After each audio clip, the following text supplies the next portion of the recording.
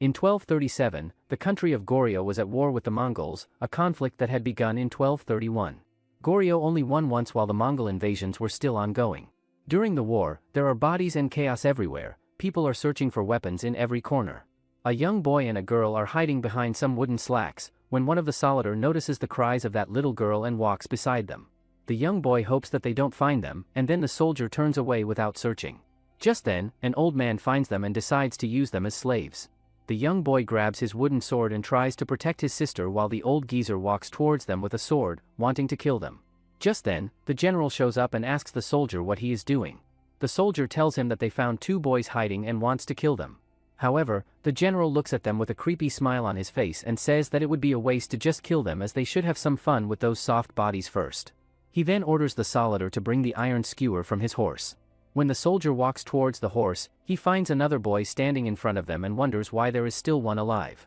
He also thinks that if he's not trying to run, he must be scared out of his mind. The general then asks the soldier about the boy, and he replies that he seems to be out of his mind. The general then orders him to kill him quickly and bring the skewer, before his mood dies. However, when the soldier tries to move, the young boy kills him in an instant. After that, the general completely loses his composure and comes charging at him with his sword raised, but the young boy reaches out and snaps the blade clean in half using nothing but one hand like it is made of nothing. Without missing a beat, he then uses just two fingers to deliver a precise and decisive strike that snaps the general's head back and puts him down for good. The young boy stands there in the aftermath and finds himself genuinely stunned by what just happened, his mind racing as he tries to process how effortlessly he just took down a Mongol general that everyone had spoken about with such fear and respect, especially given that the adults had always talked about a warrior in Goryeo who was so fearsome that even the Mongols themselves were afraid of him. The boy then turns away from all of that and walks over to where the young children are huddled together, and he takes a moment to acknowledge them and thank them for the courage they showed and for the way they managed to look out for and protect each other through everything.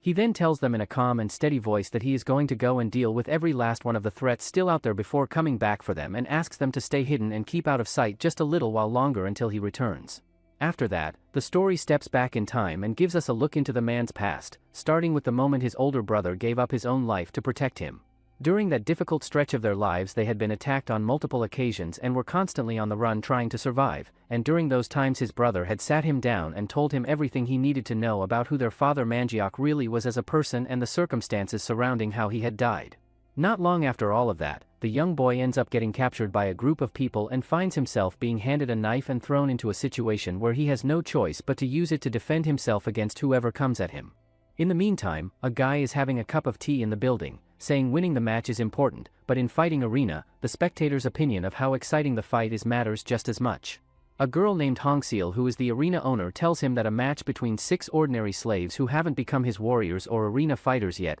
versus his man is a useless fight with obvious outcome. She also says that she can't agree to a match when she knew from the start she will be losing a deal. However, the guy says that he will pay her the price of 20 slaves whether she win or lose and she won't need to pay out any winnings. Hongseal then realizes that this guy is completely insane. She then tells him that she appreciates the offer, but it doesn't fit with her arena's principles. Hongseal's assistant leans in and quietly lets her know that this particular guy has some seriously powerful people backing him up behind the scenes, and while she is not thrilled about the situation at all, she makes it clear that there is no good reason to go out of their way to make an unnecessary enemy out of someone like that. Hongseal's assistant then turns to the guy and tells him smoothly that they will get everything prepared right away and follows that up by asking which warrior he is planning to send into the match on his end. The guy responds by saying that he is going to put his own personal bodyguard into the fight, and just one look at the bodyguard makes it obvious that this person is on a completely different and dangerous level compared to anyone else in the room. Hongseal then steps in and lays out her honest assessment of the situation, explaining that under normal circumstances even if all 6 slaves were to rush the bodyguard at the same time, they would still amount to nothing more than a disorganized and chaotic mob with no real coordination between them, which means they would not even come close to being proper opponents for someone of that caliber. However, she follows that up by noting that every once in a while, someone unexpected and unusual turns up among the ordinary slaves, someone who does not fit the pattern and cannot be so easily dismissed. With that in mind, Hongseal turns to the guy and tells him plainly that he needs to keep one important thing in the back of his head going into this, which is that his bodyguard could very realistically end up dying in that arena. After all of that is said and done, the slaves are sent down into the arena gripping their swords with shaking hands and fear written all over their faces. The thought running through each of their minds as they step in is that if they can somehow find a way to win this fight, they are going to walk away with payment in their hands, and with that money they just might be able to buy back their own freedom. One of the slave then steps forward, saying he might look pathetic now, but he used to live by the sword, and if they make it out alive and get paid, each of them will hand over 60%. Right at that moment, the official's bodyguard comes marching in, and the sheer size of him is enough to make everyone stop and stare, with a giant sword gripped firmly in his hand that makes the whole situation feel even more intimidating than it already was. The moment the slaves get a good look at him, fear spreads through the group instantly, and they start questioning among themselves whether they could realistically stand any kind of chance against someone built and armed like that. The official, however, shifts his attention away from all of that and notices that there are only 5 slaves standing there in front of him, and another guy nearby quickly jumps in and tries to smooth things over by saying that it must have been some kind of mix-up and that the manager is going to fill that last empty spot right away without any further delay. Without wasting any more time, the official reaches over and hurls the young boy from before straight down onto the ground like he weighs absolutely nothing. Hongseal watches that happen, and the shock hits her hard as she struggles to process the fact that they are actually throwing a child to the ground that carelessly. The official's bodyguard then snaps into action and charges at the group of slaves with full force, and in the chaos of the attack he manages to catch one of them with his blade and slice through them. He then turns and moves toward the young boy, who in that split second of danger finds his mind flashing back to the memory of watching his brother die, and somehow that memory is enough to snap him into focus as he pushes his body out of the way and dodges the incoming strike. Seizing the moment, the boy pulls out his knife and starts landing blows directly on the giant's face one after another, refusing to back down despite the overwhelming size difference between them. The moment the young boy finishes off his opponent, the entire crowd absolutely erupts into cheers for him, losing their minds over the fact that he just pulled off something that even most of the seasoned and experienced fighters in this place have never been able to do. One particular guy standing there thinks back to the moment when that merchant first brought the boy to him and admits to himself that he had not known what to expect at all when he first laid eyes on him. The merchant had made a point of telling him that this was not the kind of boy you just toss aside the moment he picks up an injury, explaining that even with the wounds he was carrying at the time, the boy had not let out a single groan or sound of pain through any of it. The merchant had also pointed out that the way the boy kept bouncing back and recovering during his sleep was unlike anything normal,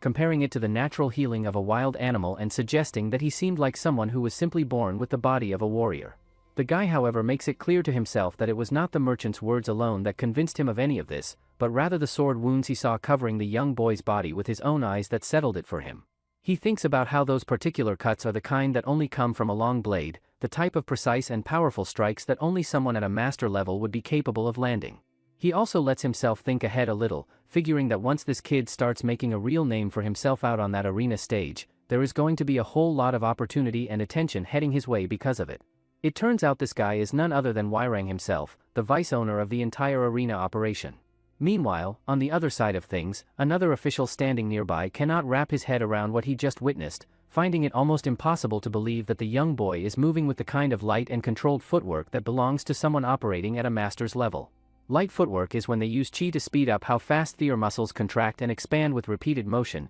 It can be applied to running, making their speed jump dramatically. At a master's level, the speed of muscle movement increases even more, so their power goes up to a degree and their jumping distance grows. He also thinks that it's amazing to see that young kid can use light footwork at a level that even speeds up his sword swings. Hongseal then turns to Wyrang and tells him to get the place cleaned up and make sure the guest is properly seen off before anything else. After that is handled, the guard rounds up all the slaves and calls them over to head back inside after handing over their weapons, but the young boy completely ignores the instruction and just stands there like he is somewhere else entirely in his head. The guard figures the boy is just completely out of it and riding some kind of high from having just killed someone for the first time and decides to drive a kick straight into him to snap him back to reality. The other slaves watch that happen and the shock of it lands hard on all of them as they stand there not knowing how to react. Right at that moment, another guard walks over and lets them know in a completely flat that getting hit is just a regular part of life around here, and that people have died from a lot less, so they had better get used to it quickly. Then out of nowhere, the guard who had just kicked the boy suddenly notices something is wrong and looks down to find that he is bleeding, and the confusion on his face is obvious as he tries to work out where the cut even came from, eventually piecing together that he must have caught the edge of the sword the boy had been holding at the exact moment his kick connected. The young boy then slowly pushes himself back up onto his feet and drops straight into a fighting stance, and the sight of it catches absolutely everyone around him completely off guard and sends a ripple of surprise through the whole group. The guard who is now bleeding does not take any of that lightly and immediately gets furious, snatching up his sword and deciding that this boy has clearly lost every last bit of his mind after what he just went through in that arena. Before he could do anything, another official named Bar steps forward and tells the boy to put the knife down. The young boy is trying to take everything in but finds that he cannot really make out what Bar is saying to him properly, and he thinks to himself that his head is still foggy and not fully clear from everything that just happened. He takes a moment to look Bar over and notices that he is completely unharmed and is not even standing in any kind of aggressive or attacking stance, which leads the boy to figure that Bar does not appear to have any intention of coming after him. At the same time though, he is very aware that there are still other people around him who are actively trying to attack him, and on top of that he has no idea where he even is right now, so he knows he needs to keep his guard up no matter what and not let himself get caught off balance. One of the slaves then speaks up and tells everyone that the reason the boy is not responding is because he cannot understand what Bar is saying to him. The guards turn to the slave and tell him to go ahead and explain what he means by that. The slave then tells them that he had heard the boy talking to himself at some point, and that when he did he was speaking in the Goryeo language. The slave follows that up by mentioning that he himself actually knows how to speak Goryeo, and offers to give it a try and see if he can get through to the boy by communicating with him in his own language. Deep down the slave is genuinely frightened about stepping forward and putting himself in the middle of a tense situation like this one, but the fact that this boy had just saved his life makes it impossible for him to just sit back and do nothing when he might actually be able to help. Bar takes that in and gives the slave the go-ahead, and the slave then slowly makes his way toward the young boy. He thanks him for fighting as he and the others were able to live. He then says that the fight is over now, so he should put that knife down. However, the young boy gets even more mad because he couldn't even save his brother. The boy ends up giving the weapon, and Bar thinks that what surprised him more than his light footwork was how bold he was. Later on, Hongseal pulls Bar aside and asks him what his honest take is on the young boy, and Bar gives her a straightforward answer, telling her that if the question is purely about whether the boy's skills are good enough to bring in profit for the arena then yes, he clears that Bar without any problem, but if she is asking whether he fits what she is truly working toward in a deeper sense then he falls short of what she is looking for. Bar then goes into more detail and explains that when someone reaches a high level of skill at a young age, people tend to throw the word genius around pretty freely to describe them, but in his view that is not what real genius actually looks like. A true genius, he says, is someone who climbs to a level that nobody else can even come close to reaching or touching. Bar also points out that the boy has already stepped into the killing ground of the arena and made himself impossible to ignore in the process, which means the fights are only going to keep coming at him one after another from this point forward. On top of that, he notes that unlike the bodyguard the boy faced before, there are plenty of fighters spread throughout the mid-level arenas who are more than capable of reading and reacting to his speed without getting caught off guard by it. Hongseal then thinks through the implications of what Bar is saying and asks him whether sending the boy somewhere better would essentially just be the same as letting him walk free. Meanwhile, in a completely different part of the grounds, the slave from before finds a moment to talk to the boy and fills him in on just how massive the arena world around them really is, explaining that there are hundreds of arenas operating in this region alone and that because of that people have taken to calling the whole area the arena province. After that, some of the guards drag the prisoner out of the area, while a chief who has just finished putting together a meal for everyone brings it out to serve. The chief thinks to herself that even something as straightforward as making a single wok of fried rice becomes a whole production when you are surrounded by nothing but grown men all day long. She then glances around the space and spots the group of slaves that came in just yesterday, and right away she figures that they are about to use discipline as a convenient excuse to go ahead and bully them all over again like they always do. Then something catches her eye and stops her thoughts in their tracks, as she notices the young boy standing there among them and finds herself wondering what exactly he is doing in a place like this. The young boy meanwhile is taking in his surroundings and looks up above him, quickly realizing that the ceiling is completely blocked off and sealed up with no way through. He then starts quietly wondering to himself whether this whole place is supposed to be some kind of training yard. Right at that moment, another guy makes his entrance into the space, and the guard standing nearby tells him that he went ahead and gathered all the slaves together specifically to introduce them to him. The guy takes one sweeping look around at all of them and immediately bursts out laughing, making it pretty clear from his reaction that every single person standing in front of him looks weak and completely flimsy to him. He then starts walking along and looking each of them over before addressing the whole group, telling them straight up that every last one of them is seriously unlucky for having ended up as slaves in a mid-tier arena of all the places they could have landed. Hearing that, one of the slaves thinks that he is right because even low-tier arenas are packed with people who can fight, so they don't even need to mention mid-tier ones. Another guard then introduces the new guy as Jusang, and says that with just one more win, he will stop being a fight slave and become a true arena fighter. Jusang says that they can talk about that later, for now he wants to hear the name of slaves and where they are from. Everyone then introduces themselves, including the slave who knows different language. His name is Nadong, and after his parents died, he left his hometown and got tricked. When it comes to the young boy's turn to speak, he stays completely silent and does not say a word, so Nadong turns to Jusang and explains that the boy only knows Goryeo and cannot communicate in any other language. Nadong then switches over and starts talking to the boy directly in Goryeo, telling him that he needs to go ahead and give his name and explain how he ended up in this place. The boy, however, makes it clear that while he is willing to share his name, he is not comfortable doing it in front of all of them and does not want everyone present to hear what he has to say. He also calls out what is happening around them, saying that this whole setup is not any kind of real training and that they are just gathering everyone together as a way of intimidating and scaring them into compliance. Nadong is genuinely caught off guard by that response and stands there for a moment thinking that there is absolutely no way he can just turn around and repeat any of that out loud to the others. So instead, Nadong turns back to Jusang and tells him that the boy said he only just woke up recently and that he has not been able to remember his own name yet. That explanation does not go over well at all, and Jusang immediately gets furious and responds by slapping Nadong hard across the face. Around the same time all of this is going on, Bar is up in his room and picks up on the sounds of the commotion happening below, and the chief walks over and tells him that he should head down and go take a look at what is going on for himself. Meanwhile, Jusang keeps right on hitting Nadong without letting up, and that is the moment the young boy decides he has seen enough and charges straight at Jusang, launching into him and hitting him back repeatedly. Jusang manages to block every single one of the incoming hits and then drives a clean and solid punch right into the boy that stops him in his tracks. After that lands, laughter breaks out across the room, and Jusang brings up the fact that he had heard this kid was supposed to have some kind of impressive light footwork to show off.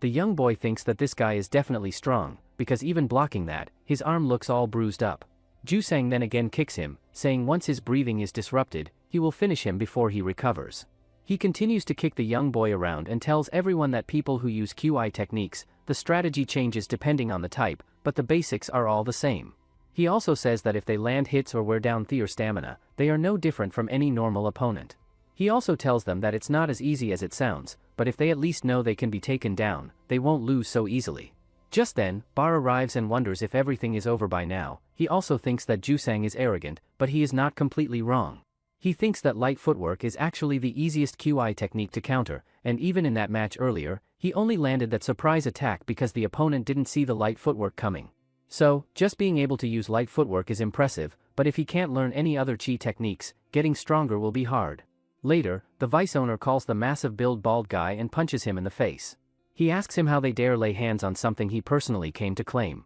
The bald guy apologizes to him saying he didn't know that guy was so important to him. The vice owner says that there is no way a trash like him could recognize that talent, but even if he doesn't live up to all his expectations, he's still guaranteed money in this arena. Meanwhile, Jusang says that that's enough for lesson now, and it's time to show what happens when they jump a kid without fear. The then orders others to drag the young boy here since he's so arrogant with his light footwork, they should at least smash his legs. Seeing that, Bar wonders if he has been too soft on them lately, as they are starting to treat the arena's property like their own. The young boy pushes himself back up onto his feet once again, and Jusang looks at him and comments that they had been deliberately holding back enough to make sure they did not actually kill him, but that this kid is clearly built tougher than most. All of the other slaves around him start frantically trying to get through to the young boy and tell him not to go charging in again because if he does he is going to end up losing a whole lot more than just a leg this time around. The story then dips back into a flashback where the young boy is in the middle of a training session with his older brother and asks him whether they really have to put themselves through something this intense and brutal just to train chi techniques. His brother then takes the time to explain what makes their father's martial arts so unique and special compared to everything else and lays out exactly why the kind of training they are doing today is absolutely necessary for what they are trying to develop. It is also during this moment that the young boy's name is revealed, and his name is Quan. His brother goes on to explain that chi is an entirely different kind of power that works by amplifying and boosting a person's natural strength from within, and that every single person walking around has it inside them, but the reality is that most people go their entire lives without ever being able to access or use it. Even among the smaller group of people who can tap into it, the level of strength it produces varies significantly from one person to the next. He also explains that martial arts systems built around controlling and directing chi are referred to as chi techniques and that most of these systems work by stirring and building up chi through very deliberate and controlled patterns of breathing. Snapping back to the present, Quan makes a decision in that moment and reaches back into everything his brother taught him, calling on the Jingak technique and putting it into motion, which immediately sends a visible wave of shock through everyone watching who had absolutely no idea what they were about to see. After making his decision, Quan launches himself straight at Jusang, and the moment he does, Jusang's expression shifts into one of pure shock as he realizes that this boy is actually pulling off light footwork at that level without any hesitation. Quan then follows through and manages to catch Jusang right in one of his eyes, damaging it, before driving a sharp and direct punch straight into his neck that takes a serious toll on him. Quan then follows all of that up by landing a hard kick right into Jusang's face to pile on even more damage, and then grabs him and slams him down onto the ground with everything he has. One of the other guards steps in at that point and drives a kick into Quan to try and force him to stop, and then calls out to the rest of the group, telling all of them that they need to stop holding back and just rush Quan all at once, making it clear that Quan is a killer and that he is not going to let any of them off easy if they give him the chance. Seeing that, Bar finds himself completely thrown off because in all his years he has never once seen anyone manage to use a chi technique while in the kind of physical condition Quan is currently in, and he genuinely cannot wrap his head around how the boy is still pulling off light footwork on top of everything else. He also thinks back to the earlier match and recalls that Quan had used Jingak first before transitioning into the light footwork, and at the time that sequence had struck him as strange and out of place in a way he could not quite pin down. Now standing here watching it happen again, Bar arrives at the conclusion that Quan's level of talent is something that sits completely beyond anything he currently has the ability to measure or fully understand. Just then, Hongseal shows up and tells Bar to open the door. When Bar and Hongseal enters the ground, everyone is surprised to see them. Hanjeal can already guess what's going on, and tells the others that if they are doing this kind of things during mealtime, then they need good amount of beating. Hongseal then approaches Quan saying he needs some breaking in. She then attacks him using her sword, but he dodges it quickly. Bar stands there and thinks through what he is observing, and it hits him that Hongseal has never once in the past shown any kind of personal interest or involvement in the internal conflicts and fights that break out between the arena slaves. So the fact that she is now stepping in and personally handling the punishment of a kid who is not even fully at fault for what happened reads very clearly to him as a warning being sent to everyone watching. On top of that, he also thinks about how even after he gave her a pretty negative evaluation of the boy, she is still clearly holding on to some kind of expectation for what Quan might be capable of down the road. After taking the beating that has been coming at him from all sides, Quan finally hits his limit and drops to the ground completely unconscious, and Hongseal wastes no time turning to Bar and telling him to go ahead and call for a physician to come and take a look at the boy. Across the way at the same time, the chief finally lets out a long breath of relief now that she has actually gone ahead and spoken to Hongseal about the whole situation, and even though Quan ended up getting beaten up pretty badly in the process, she takes some comfort in knowing that something like this is not going to be allowed to happen again going forward. Sometime later, Nadong finally comes back to consciousness and opens his eyes to find himself wrapped up in bandages from head to toe, and notices right away that whatever he is lying on feels surprisingly soft beneath him. He then pulls his gaze around the room and the shock hits him instantly when he realizes that Hongseal herself is sitting right there in the same space as him. Nadong then snaps his head away as fast as he possibly can the moment he realizes that Hongseal is actually in the middle of changing her dress right there in the same room. The maid standing nearby points out that she had told Hongseal to go somewhere else to get changed just in case he happened to wake up while she was doing it, but Hongseal brushes the whole thing off and says plainly that she could not care less whether someone like him catches a glimpse of that. Nadong then shifts his attention and notices that Quan is sitting right there beside him, and asks him in a confused and groggy voice where exactly they are and how they ended up here. Quan fills him in and explains that the lady had brought in a doctor and made sure that both of them got properly treated and taken care of. That information hits Nadong in a way he clearly was not expecting, and he sits there struggling to wrap his head around the idea that there is actually someone operating within this arena who has the freedom and the authority to just go ahead and get arena slaves treated like that whenever she sees fit. It also starts coming back to him that on the very first day they were brought to this place, everyone around them had been greeting her as the owner of the whole operation. Nadong then turns toward Hongseal and immediately starts apologizing and asking for her forgiveness as fast as the words can come out of his mouth, but Hongseal simply tells him to stop talking and be quiet. As she looks over at Quan, however, something catches her attention and gives her pause, which is the fact that Quan is not trembling or cowering in front of her the way every other arena slave she has ever encountered would be in this situation. She also finds herself thinking back and recalling that even while he was in the middle of taking a serious beating, he never once flinched or showed any visible sign of fear throughout the whole thing. Hongseal then asks for his name, so Nadong quickly whispers to him that she is asking for his name and asks if he can just make one up. Since Quan tells him to make it up, he tells her that his name is Byong. Nadong thinks that that was the name that popped into his head the first time he saw him, and the way he moved, like a flying shadow. Byong then asks him who is that ill-tempered woman over there, and Nadong gets freaked out to hear that. He tells him that he can't just that like that and he might get killed around here for having the wrong look on his face when he talks. Surprisingly, Hong Seal knows the language and tells him that the ill-tempered woman is Hong Seal, the owner of this arena. Nadong then asks for forgiveness, and says that Quan doesn't like saying his name, so he just made one up for him. Hong Seal tells him to calm down and stop making so much noise and makes it clear that she does not go around making judgments based on small and insignificant things, and that what she actually judges is only what she can directly see and observe for herself. She also tells him that if he likes the name he has been going by, then that is perfectly fine and there is nothing more to say about it. Hong Seal then announces that she is going to call him Byong from this point forward and tells him to get up and come along with her. Earlier, Bar had sat down with her and told her that Byong is not just someone with a large capacity but that his vessel itself is on an entirely different level compared to anyone else. Bar had gone further and explained that the reason he had struggled to give a proper evaluation of him was because a talent like his was simply something he had never even thought to imagine could exist, and that if Byong continues to grow and develop from where he currently stands, he could end up becoming a top-tier master the likes of which nobody has ever seen before. Snapping back to the present, Hong Seal takes him out to a market, and as she walks she thinks to herself that before they even begin thinking about training him the right way, there is something far more important that needs to be established first, and that thing is loyalty and trust. Right at that moment, the arena owner himself, whose name is Hogwang, shows up out of nowhere and immediately starts mocking Hong Seal, making a dig about how she has apparently taken up babysitting as a new hobby.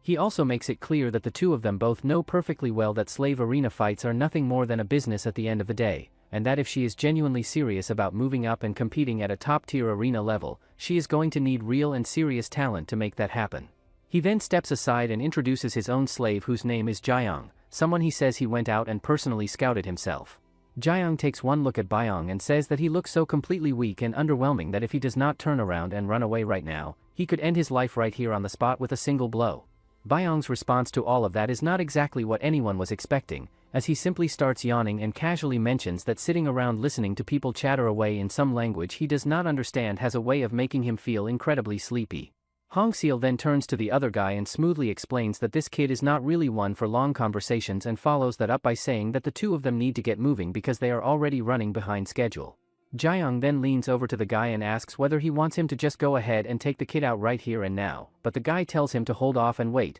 explaining that people are going to start paying closer attention to and watching out for Byong's chi technique now that they have seen what he can do, so for the time being Jiang should put all of his energy into his own training and development. Meanwhile, on the other side of things, Hong Seal picks out some really good and tasty food and buys it for Byong, thinking to herself as she does that for kids, whoever feeds them something delicious automatically starts to feel like a trustworthy and good person in their eyes, and if Byong starts seeing her that way, then earning his trust is going to come naturally from there. When Byong sees the food in front of him, something in him shifts and his mind gets pulled back into the past to a memory of his brother giving him the exact same kind of thing back when they were still together. He thinks about how much younger he was during those days and how he had absolutely no real understanding at the time of just how hard his brother was working and sacrificing to make those small moments possible for him. Then as the two of them are walking along, Byong quietly spots a homeless kid on the side of the road, and without making any kind of big deal out of it, he walks over and hands the food over to the child instead of keeping it for himself. Hong Seal asks him why he is not eating it when she went out of her way to buy that,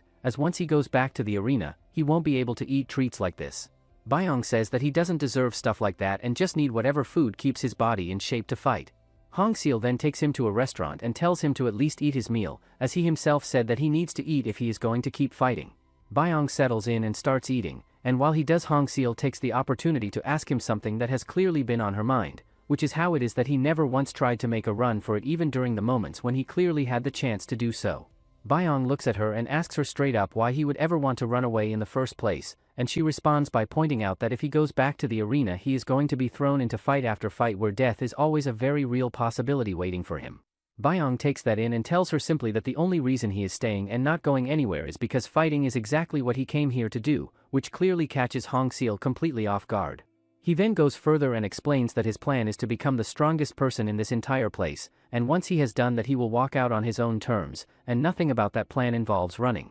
Hearing that, Hong Seal finds a genuine smile spreading across her face as she thinks to herself that she is starting to like this kid increasingly with every passing moment. She then reaches over and helps him out by scooping more food onto his spoon, and that small gesture unexpectedly triggers something deep inside Byong as it reminds him of his brother doing something just like that for him back in another time. The memory hits him harder than he expects and tears start quietly forming in his eyes, and Hong Seal notices and finds herself wondering whether his thoughts have drifted back to his family. She then thinks through the situation and realizes that if she moves in and offers him comfort right at this moment, it could soften something in him and push him toward following her lead more willingly. She reaches out and gently pats him on the head, but Byung does not lean into it and instead tells her not to do that. Several years pass, and the scene jumps forward to the arena where a guard comes to find Byung and tells him that it is time for him to go out and fight. Byung, who is now visibly stronger than he has ever been before, simply looks up and says that he is ready. The guard then turns to him and asks why he bothers going through all of that every single day without fail and tells him that at the very minimum he should at least be saving his energy and strength for the actual matches that matter.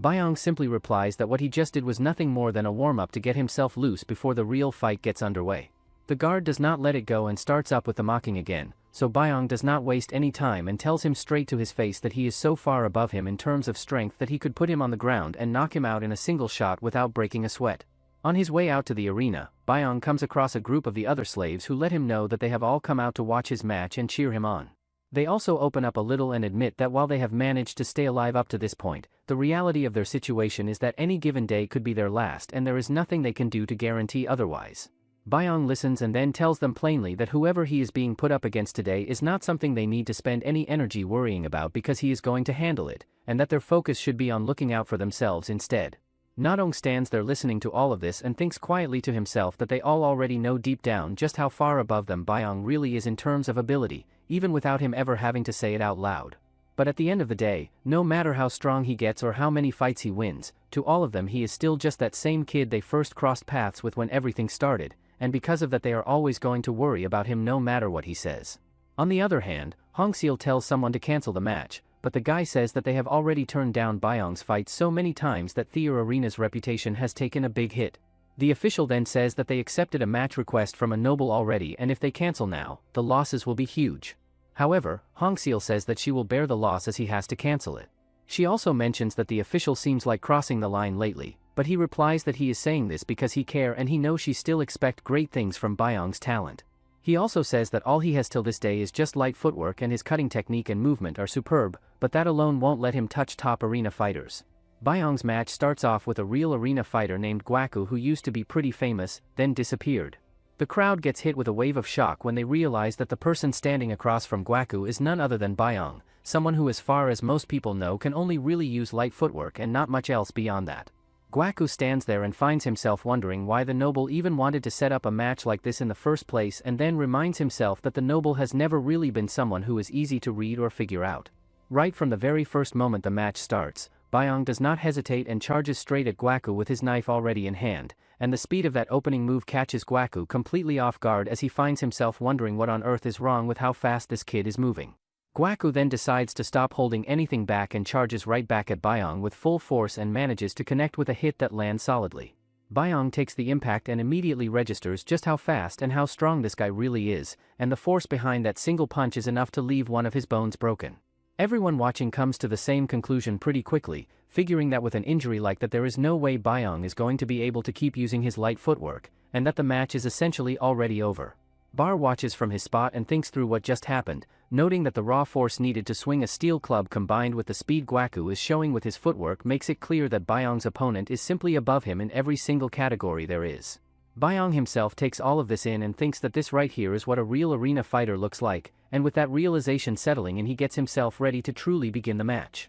Gwaku on the other hand is starting to pick up on something that is throwing him off, as he thinks to himself that Byung's reactions are so sharp that he is somehow managing to block absolutely everything that is being thrown at him.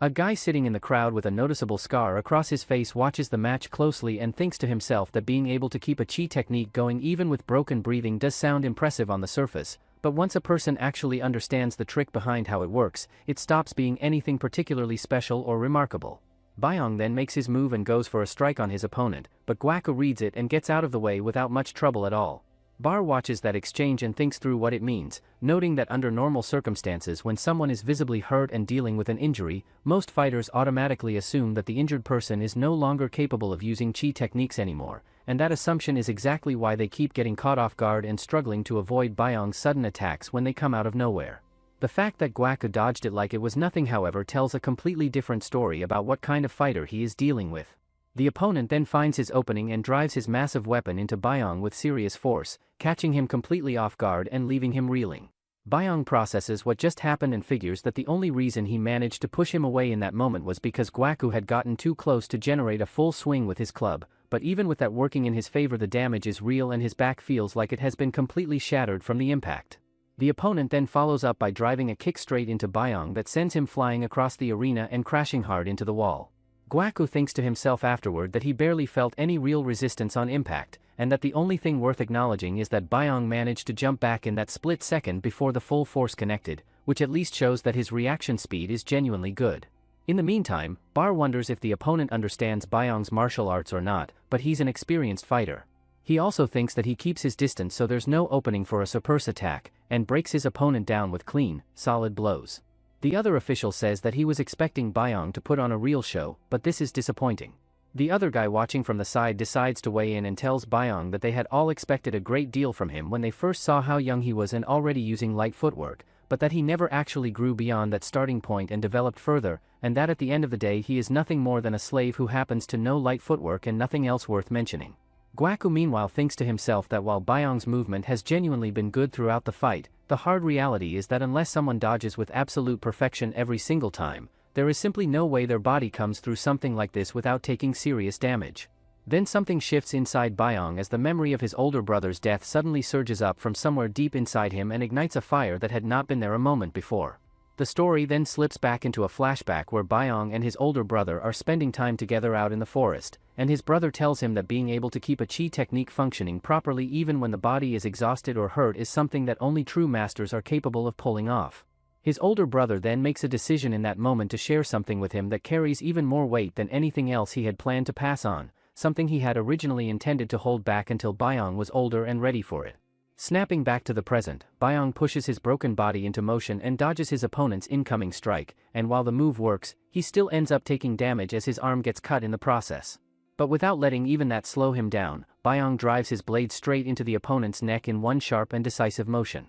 The entire crowd erupts in disbelief at what they just witnessed, with everyone asking out loud how someone who looked like they were seconds away from collapsing suddenly found a way to move faster than ever. Nobody can wrap their head around the fact that a fight slave just walked out of a match against a trained arena fighter and came out on top. It turns out, Byong's brother told him that their father's martial arts let him use chi even when he is exhausted or his breathing is broken, so he can push out power beyond what his chi technique could allow. However, he tells Byong not to use that or else he could die. Byong then walks towards his cell, thinking that he is going to get even more stronger. Watching everything that just unfolded, Bar finds himself with a question he cannot shake, and that is whether what just happened was simply some kind of sudden power surge that only kicks in during moments of extreme crisis, and if that is not the case, then why Byong has never once shown a chi technique operating at that level during any of his previous fights until right now. He also thinks about the fact that Byong has never been someone who opens up and talks about himself or his background, and that up until this moment Bar had never really felt the need to push and ask,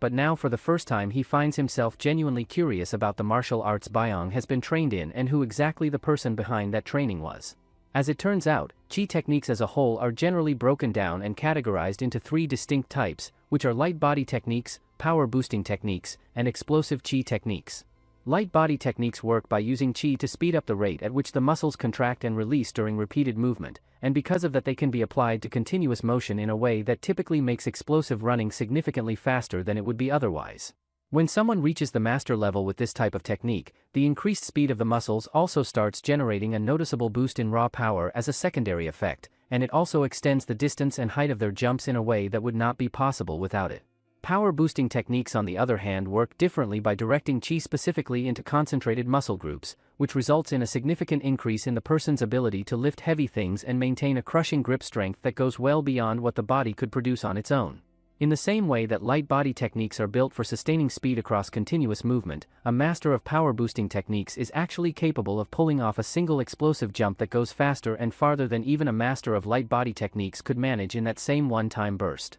Bar then turns his attention back to what he just witnessed and thinks about how what Byong is showing right now with his light body technique is not simply faster than what his opponent can keep up with, but that the speed he is reaching is something that by all rights should only be achievable by someone who has mastered power boosting techniques, which makes what Byong is doing even harder to explain or categorize. Hongseal then cuts through Bar's thoughts by telling him to go and get the physician over to Byong right away since he needs to be back on his feet and ready to go as soon as possible. Bar however finds his mind drifting as he thinks about how Hongseal must have picked up on exactly what he did when it comes to Byong's light body technique, and he finds himself wondering whether she is going to go ahead and place another bet on that talent of his and commit to training him properly this time around. Meanwhile, another arena fighter by the name of Yuan makes his way over to Byong and tells him straight up that he had been hearing rumors going around about a fight slave who was supposedly able to use light body techniques, but that he honestly never expected the reality of it to be anywhere near as impressive as what he just saw with his own eyes. He also says that if he beat him, he can become an arena fighter here on the spot and asks if he wants to give it a try.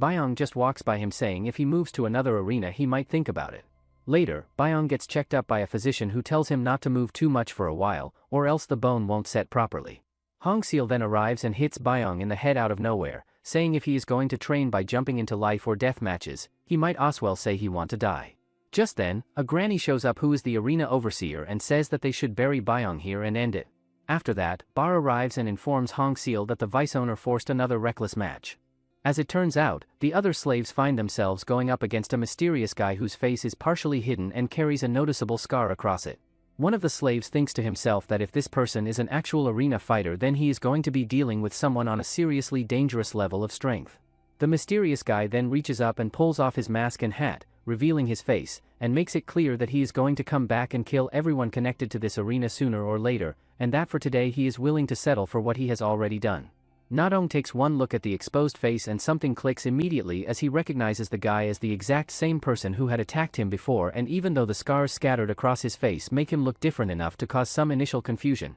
Nadong is certain without any doubt that he is looking at Jusang. Meanwhile, Hongseal pulls Bar aside and asks him whether the vice owner is still in the middle of meeting with the Lord at this moment, and Bar confirms that the match currently taking place is also being fought against one of the Lord's own fighters. Byong then makes the decision that he is going to get involved in the fight as well and starts moving, but the chief steps in and tells him firmly that he needs to stay put and rest his body instead of pushing it further. Byong does not pay any attention to that and keeps going anyway, completely ignoring what she said. The granny gets even more heated about it and says out loud that he is getting colder and more distant with every passing day, and that no matter how well they treat him or how much care they put into looking after him, he never once shows any appreciation for any of it. The granny then says that if he were only cold, she wouldn't give a damn, but the problem is, when he first came in, she ended up watching him with her. She also says that he was strange from the start, and one day, he gave his own blanket to someone who was sick, and another day, he gave his meal to someone who'd grown weak. She also brings up the fact that whenever he comes across someone bullying or picking on those who are weaker and cannot defend themselves, he does not think twice about it and knocks the offender away without any hesitation whatsoever.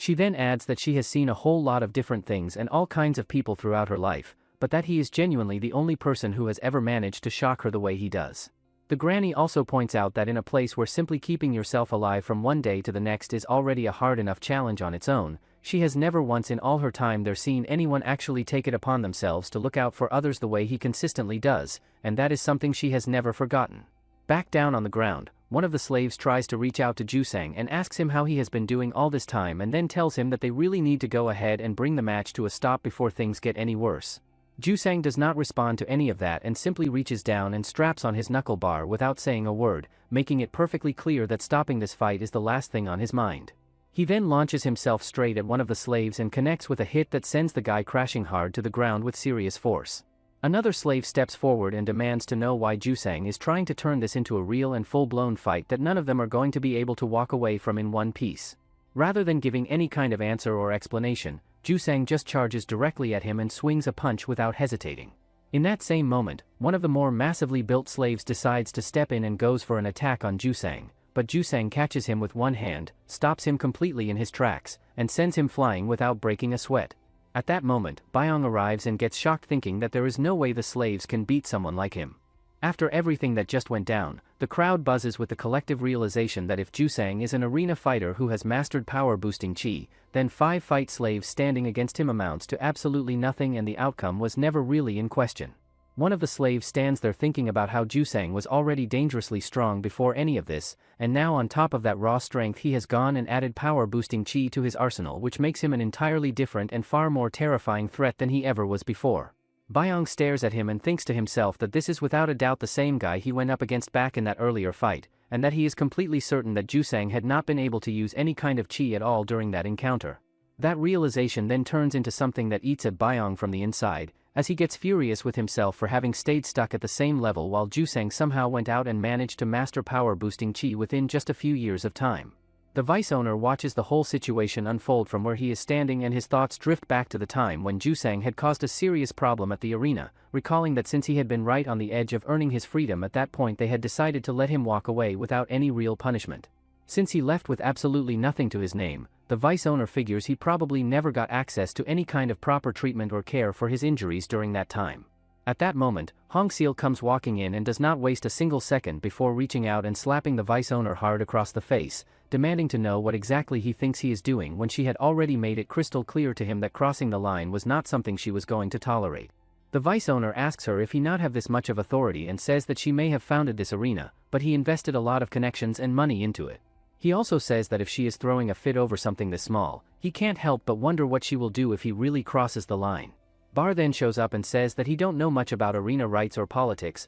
but his disrespect towards the owner ends here. Yuan then steps forward and say that fighters should be fighting fighters and tells vice owner to step back. Yuan then tells Bar to call on him anytime he need, as he will fight him even without pay. Bar speaks up and says that he has been away from the arena scene for long enough that people have apparently started feeling comfortable enough to look down on him without any hesitation. One of the officials standing nearby takes notice of Bar and thinks back to what he knows about him, recalling that Bar was an arena fighter who somehow ended up stuck competing at a mid-tier level, but that the rumors going around about him suggest that his actual ability puts him on the same level as the fighters operating at the very top tier of the game. What happens next catches everyone off guard as the fight continues and Jusang starts absolutely brutalizing the slaves one after another with the knuckle bar still strapped onto his hand, tossing people around like they weigh absolutely nothing and leaving everyone watching completely stunned by the level of force he is throwing around so casually. Byong watches and thinks to himself that because of the club Jusang is carrying, he has not been able to land a clean and decisive hit on him, but if things keep going the direction they are heading, then something is going to have to change fast.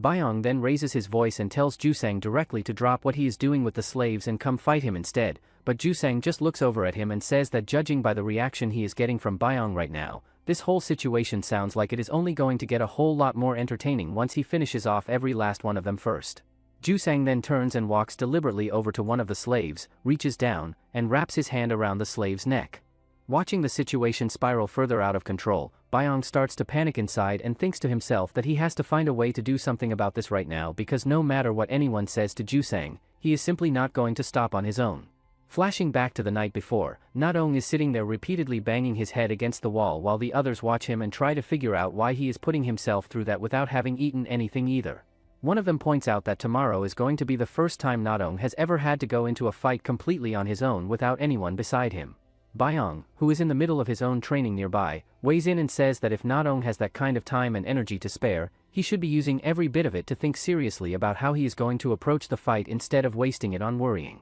Nadong fires back and tells him that it is easy for someone like him to say something like that because he is strong, and that people who are weak do not have the luxury of just switching off the worry the way he makes it sound. Byong pushes back and says that this is actually the exact reason why he thinks harder than anyone else about how to fight, and he tells Nadong straight that if all he does is sit around worrying about how strong his opponent is, then he is already as good as dead and he would be far better off spending that energy trying to figure out at least one way to catch his opponent off guard with an ambush. Nadong asks him how a person is even supposed to go about finding that kind of approach when they are in that position, and Byong admits honestly that even he does not have a clear answer to that. He then tells them to work it out themselves, pointing out that between all of them they know a wide variety of different things and that they are smart enough to figure something out if they actually put their heads together and try. He also says that a good technique or weapon for surprise attacks, if their ambush works once, they win. Back in present, Jusang is holding on to Nadong's neck, who thinks that for an ambush, hidden weapons would be best, but hidden weapons are banned. So, one of the ideas he came up with was this, that if the weapon is out in the open but hard to notice, then he is not breaking the rules.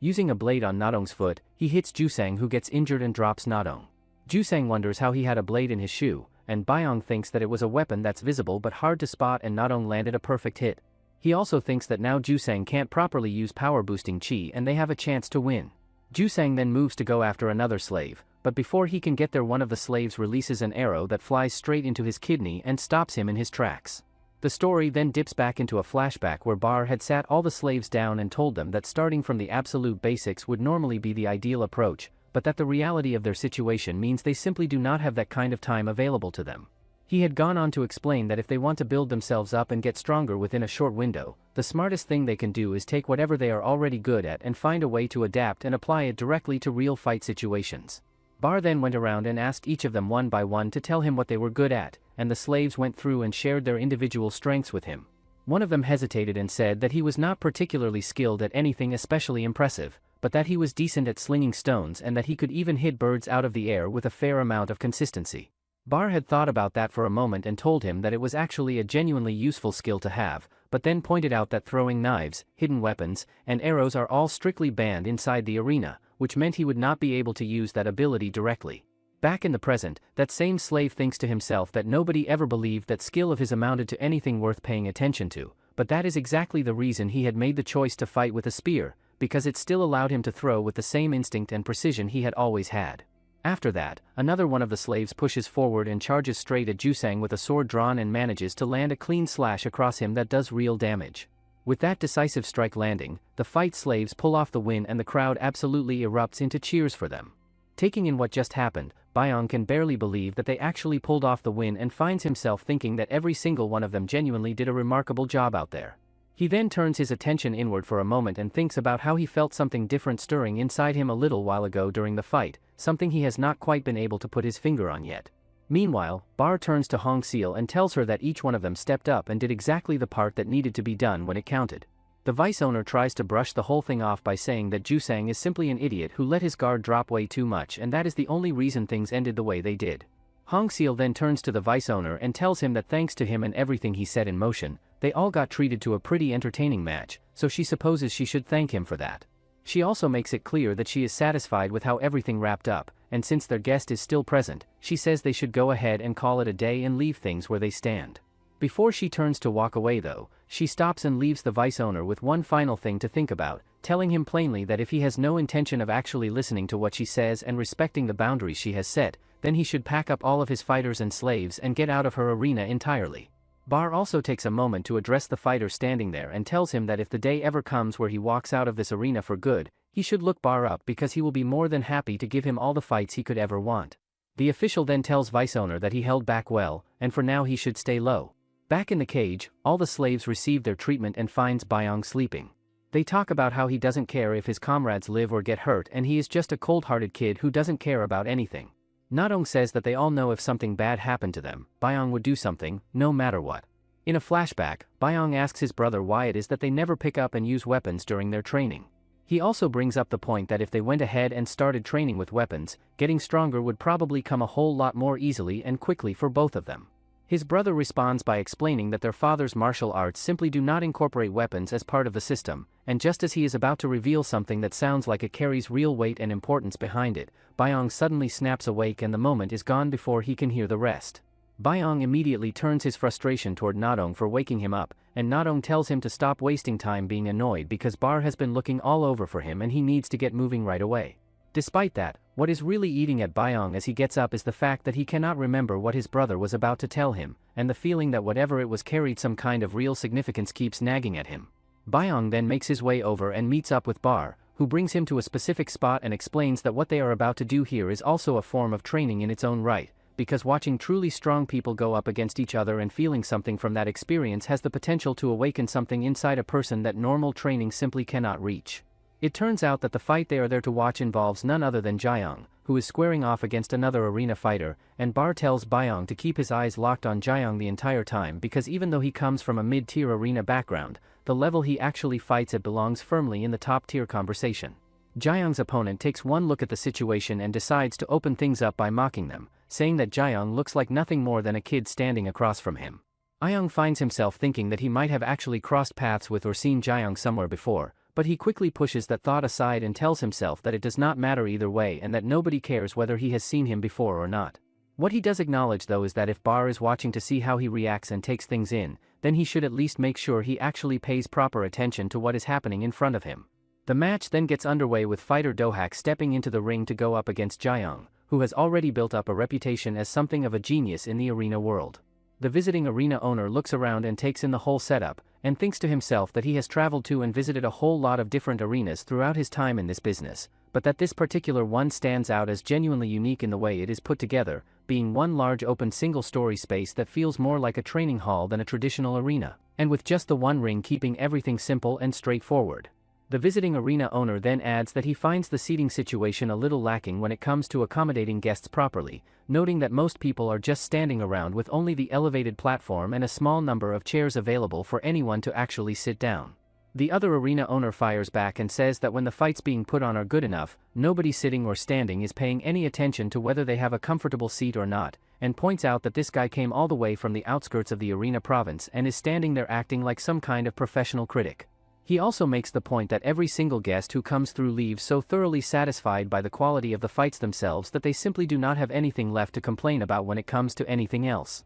Deep down, Jong arena owner thinks that he has heard plenty around here about what kind of chi technique this Jayong uses, so that's the reason why he is so confident. The match starts off with Dohak charging at Jayong with his two blades, but Dohak dodges it and tries to block another attack. Dohak gets surprised to see that his arm didn't get cut off. Surprisingly, Dohak's sword breaks on the ground, and he thinks that he heard Jayong used body hardening chi, but he still can't cut him with his great sword. It turns out, body hardening chi is the technique that makes the muscles harder by circulating chi. Seeing that, another arena owner also gets surprised thinking that he has never seen body hardening like that before. However, the arena owner thinks to himself that the level of body hardening Jayong is displaying is something that only a handful of the very best fighters operating in the highest ranking arenas have ever been able to achieve, and that there is simply no way someone running a backwater mid-tier arena like this one has ever come across anything like it before in their life. Dohak then makes another attempt and comes at Jayong with a different sword, but that one breaks apart just as easily as the last one did without doing anything meaningful.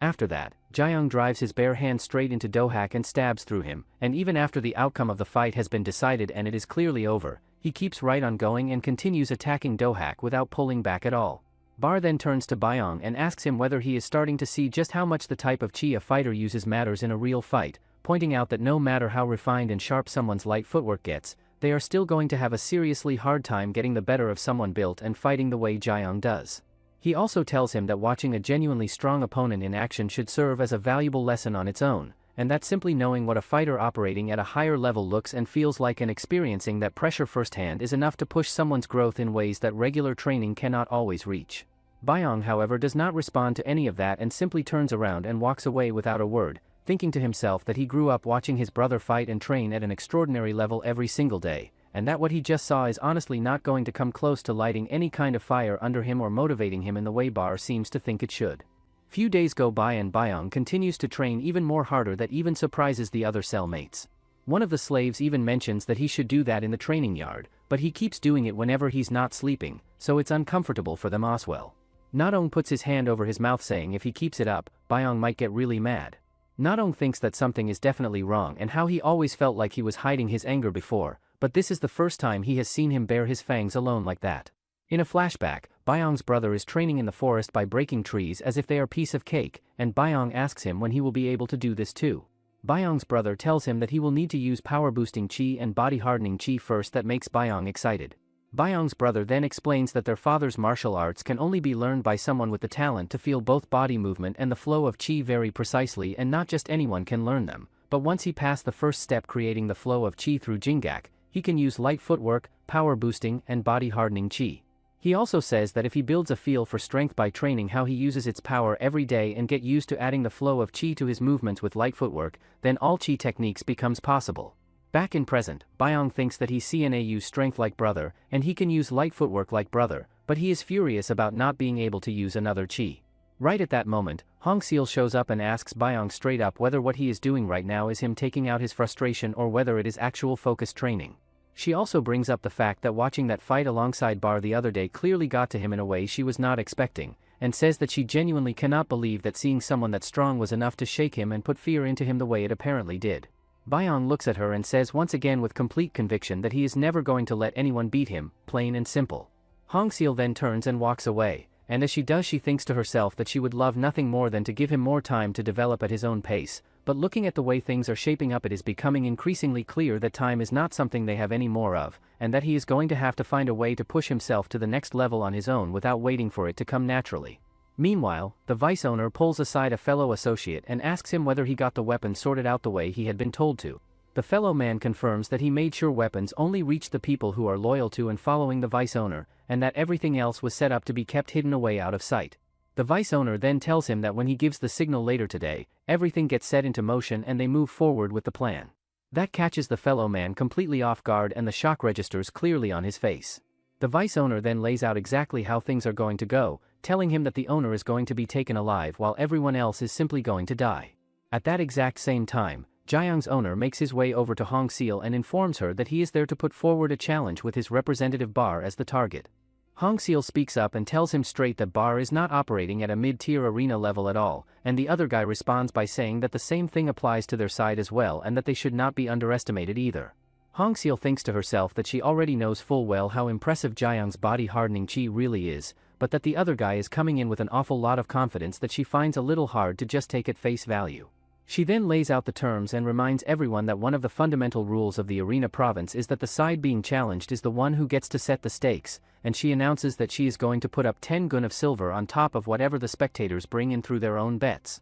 The other arena representative accepts the terms of the match without hesitation, and the energy in the room shifts immediately as everyone around them waits desperately and impatiently for the whole thing to get started. The vice owner then makes his way over to Hong Seal and brings up the fact that he heard a match has been arranged and set up. Hong Seal looks at him and tells him plainly that once the bookkeeping gets wrapped up and settled he will be leaving the arena, and that there is really no reason for him to hang around any longer than that. As it turns out, Jiang's owner has already gotten exactly what he came for out of this single match, and a large part of that is thanks to the vice owner and the role he played in making it happen. He also thinks back and recalls that ever since word reached him that a woman had gone ahead and opened up her own arena and was running it herself, he had wanted to get his hands on it and take it for himself from the very beginning. Meanwhile, on the other side of things, Byong makes his way over to where Bar is and tells him that he heard a fight was being set up and that is exactly why he came to find him. Bar then asks him if he is worried about him, but Byong replies that he would have been worried if it was someone else, but now he is not. Bar thinks that he is all prickly again, which shows that he is back to normal. He also mentions that he knows that after seeing that body-hardening chi, he locked himself in training without saying a word for days. Byong says that he didn't feel motivated or shocked by that, but Bar says that if he truly felt nothing after seeing a master of body-hardening chi, that would only mean he has already grown up watching something far beyond that. Bar also says that by the time Byong was still just a little kid, he had already completed most of the foundational development that a warrior needs to go through, which meant there was not a whole lot that Bar himself could actually step in and teach him that he did not already have. He goes on to say that Byong already possessed all the physical ability required for real combat, and that his light footwork was sitting at a remarkably high level even back then. Bar also points out that without ever having anyone formally guide or instruct him in it, Byong's light footwork has climbed all the way to the level of a top-tier master entirely on its own, and that the people out there who only respect and value the raw and visible power of techniques like power boosting and body hardening are simply never going to give that the acknowledgement it deserves. Before he turns to leave, Bar stops and tells Byong directly that he carries a level of talent that nobody else can come close to touching, and that he is completely certain that Byong has everything it takes to go ahead and learn another chi technique on top of what he already has. Byong stands there and thinks to himself that he has learned a great deal from Bar over the time they have spent together, so he genuinely does not know what Bar is going on about or why he is saying all of this now. After that conversation wraps up, Bar and Jiang make their way down to the ground for their match, and Jiang does not bother with any kind of feeling out process and just launches himself straight at Bar the moment things get started. Meanwhile, on a completely different part of the grounds, Yuan tracks down where Byong is and wastes absolutely no time before slamming him hard into the wall, telling him plainly that today is the day he is going to kill him. On the other hand, the slaves get to know that Bar is fighting a match, and wonders if they are allowed to go watch. Nadong says that Bar gave them permission to watch high fights, but he doubts the other overseers will allow it. The slaves then notice one of the other guys charging at them with knife. The bald guy then approaches the kitchen and tells the chief that the owner said to clear away the dishes in the training yard and bring over every blanket they can find. Earlier, the vice owner told him to gather anyone close to the owner in the training yard as much as possible because he wants some people to die in front of Hong Seal before killing everybody else. Jumping back to the fight, Jiang keeps right on coming at Bar with the same sharp and precise movements he had been putting on display during his previous match, not showing any signs of slowing down or changing his approach. During one of the chaotic exchanges, Bar manages to get a solid grip on Jiang's arm, and as he does he finds himself thinking about just how incredibly difficult it is to bend the arm even slightly, which tells him a lot about what he is dealing with. Jiang then uses his free arm to sneak in and land a cut on Bar's arm, but Bar responds immediately by grabbing him and hurling him hard into the wall with everything he has. The crowd watches that happen and a wave of surprise ripples through everyone there, because seeing the legendary bar actually send someone flying into the wall like that is not something people get to witness every day. Hongseal watches and thinks to herself that while Jiang's body-hardening chi is genuinely impressive and hard to dismiss, if he can only apply it to his arms and not his entire body, then this fight has already reached its conclusion whether Jiang knows it yet or not. The vice owner is also running his own thoughts about Bar as he watches, thinking back to how even he had wanted that kind of physicality for himself at one point in time. He thinks about how Bar carries a truly extraordinary body combined with the kind of experience that only gets refined and sharpened through countless brutal fights over many years. He also thinks about how in a mid-tier arena Bar has never really had anyone who could push him to his limits or give him a genuine challenge, and that someone with his level of ability could have easily gone on to become a top-tier fighter or landed a prestigious position as a government bodyguard for some high-ranking official a long time ago if things had gone differently. However, when the owner of Bar's old arena passes away from old age, plenty of people come forward and try to bring Bar onto their side by offering him really attractive and generous terms, but he turns every single one of them down without any hesitation. Because of that, everyone naturally assumes that he is going to pack up and leave the arena province entirely, but instead he ends up joining someone that nobody saw coming and that catches the whole community completely off guard. The vice owner still has no real understanding of why Bar made the choice to serve a woman who seemingly appeared out of nowhere with no established reputation behind her, and at this point he has stopped caring about figuring it out. Hongseal then turns her attention to the fight and notices that Jiang is pushing himself back up onto his feet once again, which genuinely surprises her because under normal circumstances anyone who had been slammed into a wall with that kind of force would have walked away with a broken back and nothing left to give. Bar watches Jiang stand up and starts wondering to himself whether Jiang might actually be running some kind of body hardening technique across his entire body that is allowing him to absorb damage at a level that should not be physically possible. The vice owner meanwhile has his own thoughts running through his head, and he thinks about how Bar has been the single biggest obstacle standing in the way of this entire operation going smoothly, and that for the plan to have any real chance of working out the way it needs to, Bar either has to be killed outright or put out of commission with serious enough injuries that he cannot interfere. Right at that tense moment, a mysterious figure slips in and presses a cloth soaked in something against Hongseal's nose, and she loses consciousness almost instantly. At the exact same time on the other side of things, Bar manages to drive Jiang crashing hard into the wall once again with another powerful and decisive strike.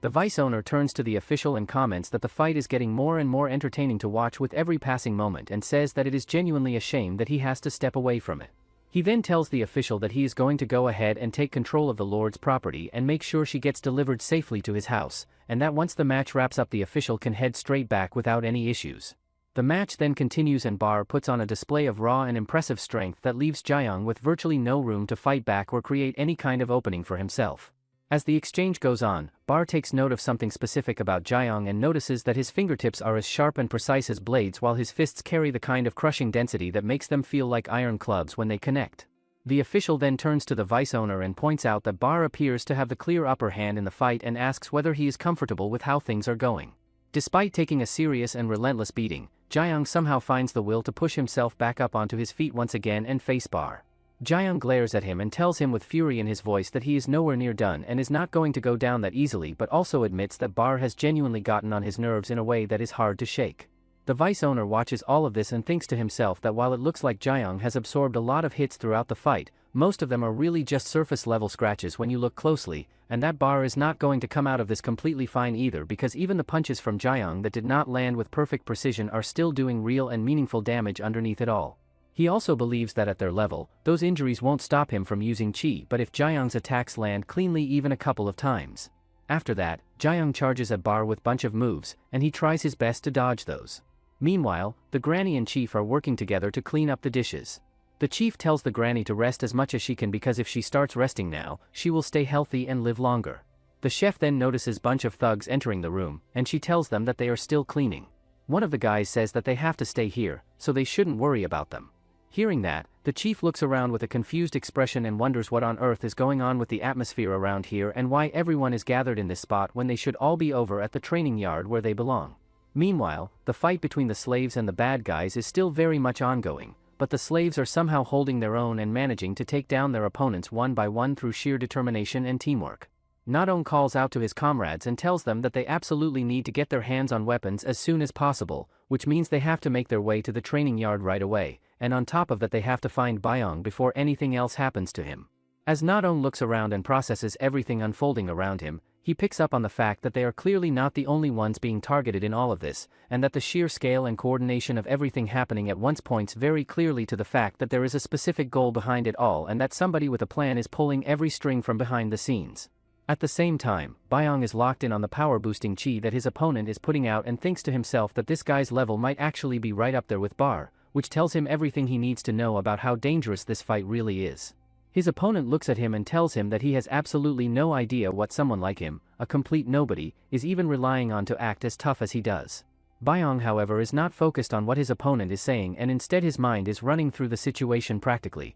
concluding that without a sword in his hand he simply does not have what he needs to go head on against someone operating at this level, which means his only real option right now is to find a way to get out of there. However, before Byung even has a chance to make his move, his opponent drives into him once again and sends him crashing hard into the wall behind him. As Byung pulls himself together and takes in his surroundings, he notices that there are dead bodies scattered around in various spots throughout the area. Yuwon then looks down at him and tells him that his light footwork is decent enough, and that he had honestly just thought it would be a bit of fun to mess around with him for a while, but that when it comes down to it he is really no different from any of the other slaves around here. He then reaches down and draws his knife, saying that he is going to finish him off quickly and be done with the whole thing. He then releases his power-boosting chi all at once in a single explosive burst and launches himself into the air in one massive leap, but Byung reads the trajectory and manages to get completely out of the way before it connects. Byung lands and the thought that immediately runs through his head is that this guy might actually be on an even higher level than Bar, which is not a comfortable realization to have in the middle of a fight. Yuwon then follows up and drives a kick straight into Byung's ribs, adding even more damage on top of everything his body has already been put through. At the same time, the situation is getting just as dire on the other side of things as the other slaves find themselves completely boxed in and surrounded by the bad guys, who are calmly telling them that they are going to take turns killing each one of them off one by one. Nadong stands there taking it all in and thinks to himself that for this many people to have coordinated and launched something like this all at once, there has to be someone behind it all pulling the strings and running the whole operation as a deliberate plan. He then wonders if he should snatch a sword, only then can he hold out until Bar or Byung gets here. The chef then asks the thugs why they are locking them up, as if the owner finds out, they are going to be in big trouble. Upon hearing that, the thug starts laughing, which shows that he is not afraid of the owner at all. Right at that moment, the vice owner comes walking in and the granny immediately makes her way toward him, telling him that once he hears about everything that has been going on he is going to be absolutely stunned by it. She goes on to tell him that not only did the others go ahead and lock them up, but they even went so far as to threaten the other slaves on top of that. What happens next shocks everyone standing there, as the vice owner reaches out and slaps the granny hard across the face without any warning or hesitation. The chef immediately rushes over to her and breaks down crying, telling the vice owner through her tears that it does not matter what his title is because the owner is never going to forgive him for doing something like that. One of the vice owner's own slaves then comes forward dragging Hong Seal along with her hands tied up behind her back, and right there in front of everyone the vice owner starts throwing punches at her without any restraint. Watching that unfold, one of the other slaves cannot just stand by and does not hesitate before jumping in and starting a fight with the vice owner's slave in response to what is happening. The vice owner then turns and gives a direct order to the arena fighter standing nearby to go ahead and take care of the slave who just stepped up. The slave realizes in that moment that he has absolutely no choice but to fight and steels himself for it. He moves in and swings his sword at the arena fighter, but the arena fighter does not even flinch at the incoming attack and casually stops it using just one hand like it is nothing. Watching what just happened, everyone around them gets hit with a wave of shock, and the general consensus spreading through the crowd is that this guy might actually be some kind of monster, and that with that level of raw strength on display, even if Byung shows up there is simply no realistic way he is going to come out on top against someone like that. Hong Seal is visibly taken aback as well, and the vice owner takes that moment to casually mention to her that he never bothered to bring it up before, but that the fighter in question is actually capable of using light footwork on top of everything else. He then goes on to explain that it is limited to just his arms and cannot be applied across his whole body, but that even with that limitation it is still more than enough firepower to completely destroy Byung, the fighter she has been putting so much time and energy into developing over all these years. The vice owner then takes things a step further and says that someone like him, a person with a genuine eye for recognizing talented fighters and the practical ability to actually grow and run an arena successfully, is simply far better suited to owning and operating this place than she ever has been or ever will be. Deep down, Hong Seal thinks to herself that she was incredibly naive and foolish when she was first starting all of this out, and that when she was setting the arena up from the ground she needed someone who could handle the people and the politics in her place so she could focus on what she actually cared about. The vice owner had known exactly how to lower his head at the right moments and win people over with his charm and approachability, which made him look like the perfect fit for the role at the time. Hong Seal had trusted her own judgment and gone ahead and made him the vice owner based on all of that, and for a while it seemed like the right call as he ran the arena smoothly and efficiently and helped them grow into one of the more well-known mid-tier arenas in the whole province. At some point, once money started flowing into his hands and his attitude changed, but he brushed it off, thinking that position shares a person. Hong Seal then asks the vice owner why he is not killing her and how he didn't go this far. The vice owner tells her that he is going to make up a story that the owner dies in a slave revolt, and the vice owner takes over. The vice owner also tells her that there is one person who really wants her, and his reputation for how he treats women in private is horrifying. However, Hong Seal says that she already endured a hard life, so she is going to survive no matter what, and when she does, she is going to kill everyone here. The vice owner then turns to his slaves and gives them a cold and direct order to go ahead and kill everyone in the area and to make it as brutal and merciless as they possibly can. With that order given, the arena fighter and the other slaves are immediately thrown into a full-blown violent confrontation with each other. At the same time, Yuan keeps right on going after Byong and continues to attack him with as much brutality as he can put together, not letting up for even a second. Byong's mind is racing through the situation, and the one thing he keeps coming back to is that all he needs right now is a sword, and he starts pushing his way through toward the training yard where he knows the armory is located. When he finally gets there, the sight that greets him is the vice owner's people in the middle of brutally beating and cutting down the slaves without any mercy at all. Byong then quickly takes in the situation and realizes that the gate is locked from the inside, and that he is going to need a sword if he has any real chance of getting through to them and saving whoever is still alive. Nadong and the others spot Byong and immediately start calling out to him, desperately telling him to just turn around and run away from all of this while he still can. But seeing everything happening in front of him does the opposite of calming Byong down, and a deep and overwhelming fury rises up inside him as the memory of his brother's death comes crashing back into his mind without warning.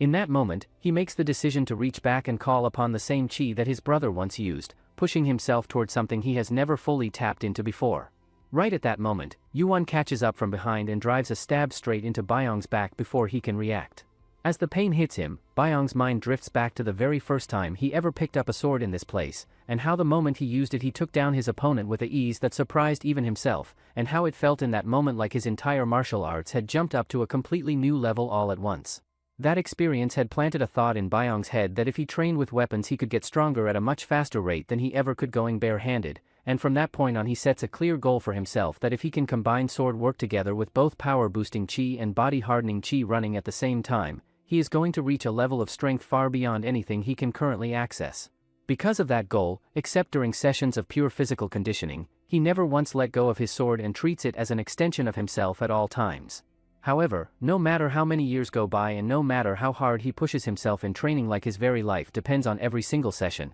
he still cannot figure out how to access any chi other than the light footwork technique he had already learned as a young child. Dipping back into a flashback, Byong had once asked his brother directly why their training never involves any weapons when picking one up could clearly make them stronger so much more quickly. His brother had sat him down and explained that their father's martial arts were something he developed and built entirely around fighting with bare hands and nothing else. He goes on to explain that the moment a person picks up a weapon, the way their muscles move and engage shifts in ways that are not always obvious, and along with that the natural flow of chi through the body also changes in subtle but meaningful ways that can disrupt the whole system their father had created. Furthermore, he says that in their father's style, they have to feel and control their muscle and chi flow with a bare body, and even the slightest change in that flow is like the difference between heaven and earth. So, that is the reason why they can only learn their father's martial arts barehanded. He also says that their father's martial arts are far stronger than any weapon. Byong then channels his power and uses it to snap Yuan's knife clean in half, and Yuan stands there telling himself that Byong just got lucky and that the knife breaking was nothing more than a fortunate accident. Byong, however, does not let that slide and tells him to stay right where he is and pay close attention, because he is about to show him exactly how much he is going to make him suffer before this is all over. Using nothing but one bare hand, Byong then drives into the iron bars and destroys them completely, and then calmly starts walking through the opening he just created. Earlier, Bar had sat down with Hong Seal and explained to her that Byong's control and command over chi is already sitting at a level that puts him on par with top-tier masters, and that on top of that he uses a unique and specialized style that channels his chi specifically through a technique called Jingak. Bar had also told her that the moment Byong's chi fully manifests and he unlocks its true potential, he is going to become someone that nobody in the world is going to be capable of defeating. Back to the present, the entire room is consumed by shock as everyone processes the sight of Byong actually using power-boosting chi right in front of their eyes. When one of the slaves loyal to the vice owner charges straight at Byong with the intention of cutting him down, Byong activates his body-hardening chi and drives his fist directly into the attacker's face with devastating force. Byong then looks around at the rest of them and tells them that there is absolutely no need to rush any of this, because he is going to get to every last one of them before the night is over. The arena fighter that the vice owner brought along still cannot bring himself to fully accept what he is seeing, struggling to wrap his head around the fact that Byong has somehow managed to use body hardening. He thinks through what he knows about it and reminds himself that when someone attacks with body hardening chi fully activated, the impact that lands hits with the same kind of crushing force as the face of a steel mace connecting at full swing. However, he then thinks about what it would mean if someone could actually use both body hardening and power boosting chi at the exact same time, and concludes that if Byong had been doing that, the person on the receiving end of that strike would not just be injured but would have had their head taken clean off entirely. He also thinks about how denting iron bars with nothing but bare hands is something that would require both techniques running simultaneously to even be physically possible in the first place. The arena fighter then settles on a conclusion that gives him some degree of comfort, which is that while being able to use power-boosting chi on top of everything else is genuinely incredible and impressive, as long as Byong is not the kind of monster who can actually run both techniques at the same time,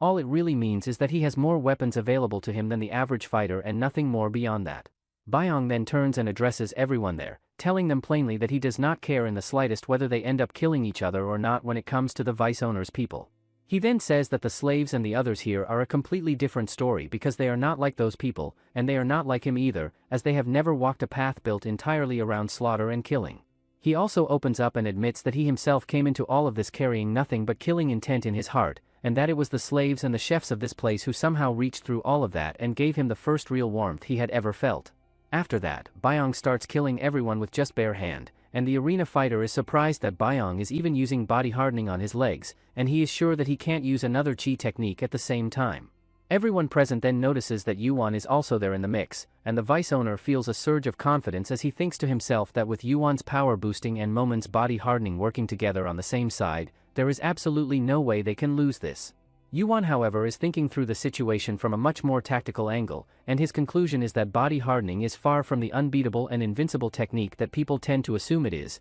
because a steel club being swung with the full force of power-boosting chi behind it carries enough raw destructive power to smash straight through body hardening without much trouble at all. Byong decides he is done waiting and charges straight at Momon, and Momon watches him coming and thinks to himself that this fight is going to be wrapped up quickly and easily because every single time Byong attacks, his chi ends up concentrated and focused in just one specific place rather than being distributed properly. He also thinks about how right now his own body hardening is sitting concentrated in his hands, which means every other part of his body is completely exposed and vulnerable to being absolutely crushed by a well-placed swing of the steel club. Then in an instant that nobody sees coming, Byong moves with terrifying speed and tears Momon's right arm apart completely, and the shock that ripples through everyone watching is immediate and overwhelming as people start saying out loud that Byong simply cannot be human. Byong then shifts his attention and spots Yuan already charging straight at him and looks over at him and says that he already told him to wait his turn. Yuan stands there with his nerves completely shot, thinking to himself that he had always known there was supposed to be a level where someone could simultaneously use both power-boosting chi and body-hardening chi together at the same time,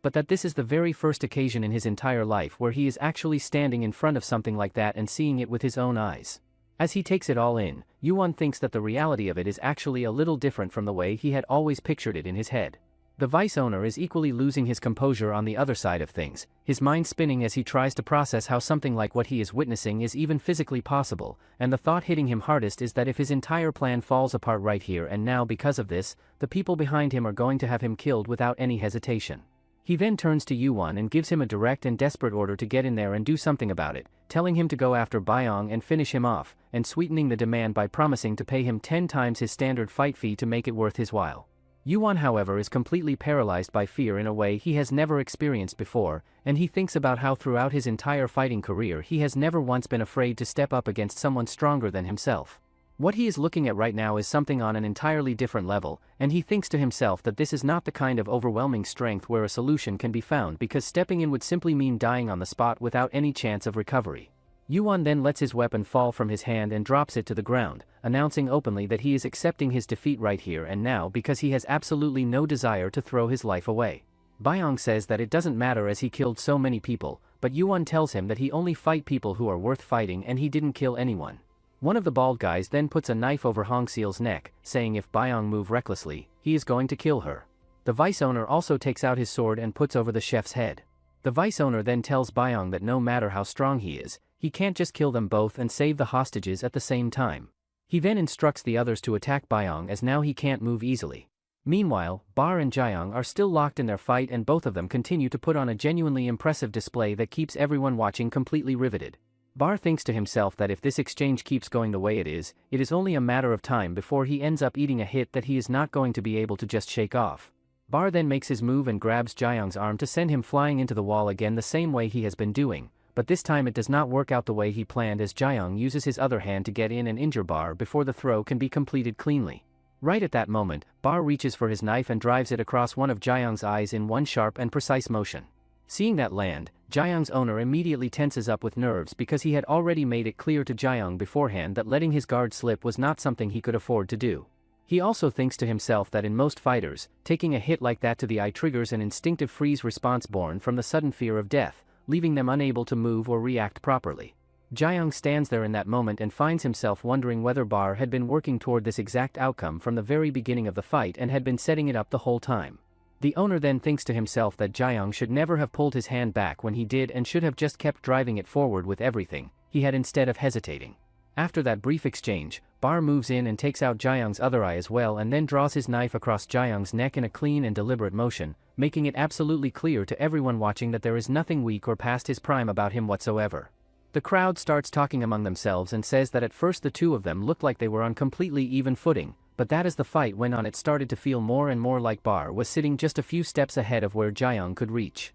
Bar however thinks to himself that while it might look from the outside like a comfortable and straightforward win, the truth is that the outcome was decided by the absolute thinnest of margins and could have gone either way in a single moment. He also thinks about how if his strike had been even slightly slower than it was, he would have been the one lying on the ground instead of Jiang. He comes to the honest conclusion that the only real difference between winning and losing in that exchange came down to Jiang's carelessness and overconfidence getting the better of him at the worst possible moment. One of the officials standing nearby is still visibly shaken and thinks that he never expected the fight to end the way it did, and that he certainly never anticipated that Jiang's body-hardening chi would end up being completely outclassed and rendered ineffective right from the very start of things. He thinks about how Bar never once allowed the intimidating nature of body-hardening chi to get inside his head and rattle him, and that even when he was right on the edge of losing he still had the mental clarity and resolve to recognize his window and take it without flinching. In the official's personal assessment, when it comes purely to chi techniques Jiang was the stronger of the two, but in every quality that actually ends up deciding the outcome of a real fight Bar was clearly the one who stood above.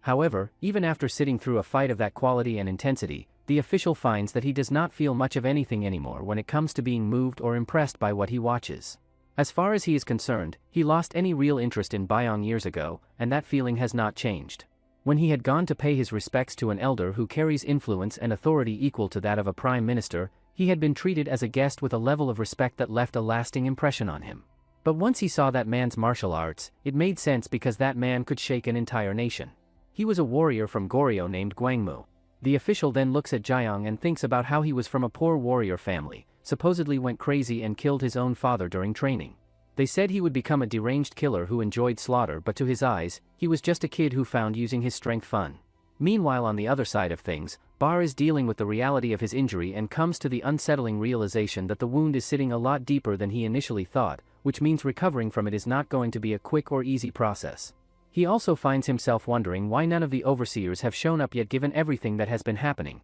because there is not a single scream or any kind of signal coming from anywhere that would explain the complete silence. Back where Byung is, he finds himself completely surrounded by a group of people closing in on him from multiple directions at once. Hongseal feels a deep sense of frustration and embarrassment at having been turned into a hostage by people she considers absolute trash, and as much as she believes in Byung's strength she also understands the reality that no matter how powerful he is, saving every single person all at the same time is simply not something anyone can pull off. Byung on the other hand is barely holding himself together on the inside, because the one thing he absolutely cannot bring himself to accept is watching another person die right in front of his eyes ever again after everything he has already been through. Just as the vice owner moves to execute one of the hostages, Byung explodes into action and manages to destroy half of the vice owner's body in a single devastating instant before he can follow through. Byong thinks to himself that he still has to keep pushing and hold out because there are more of them left that he needs to get through and take down before this is over. When Byong finally turns around to face the rest of them, every single arena fighter and slave still standing immediately drops to their knees and starts begging for forgiveness.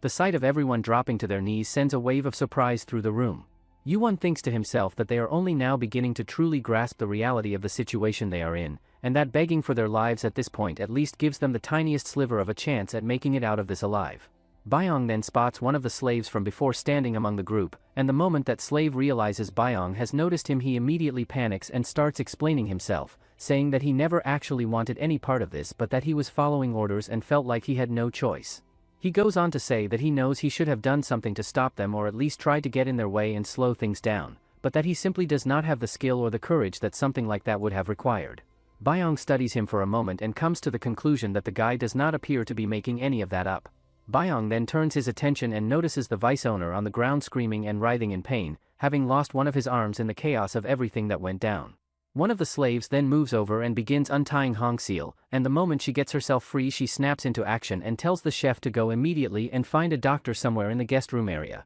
and to make sure the granny gets the treatment she needs as soon as possible. She then turns to Nadong and tells him to go get himself looked at and treated as well, but Nadong says that he does not want to do that right now because there is someone he needs to stay close to at this moment. However, Byong looks around and notices the wounds that some of them are carrying, and tells them all to go get themselves treated and come back quickly so that together they can give their beloved fallen slave the proper and meaningful farewell send-off that he deserves. Hongseal then reaches down and picks up a sword, gripping it firmly as she walks with steady and deliberate steps toward the vice owner. The moment he sees her coming toward him with that look on her face, he completely breaks down and starts crying, desperately begging her to find it in herself to forgive him just this once and insisting that things were never supposed to go anywhere near this far when it all started. He also admits through his tears that he could never stomach the fact that she kept prioritizing Byong and his development over the actual business of running the arena properly, and that over time he had convinced himself that Byong was nothing but an obstacle standing in the way of what the arena needed to be. Yuan stands off to the side taking all of this in and thinks to himself that judging by the fact that the vice owner had kept Byong sitting as nothing more than a fight slave this entire time,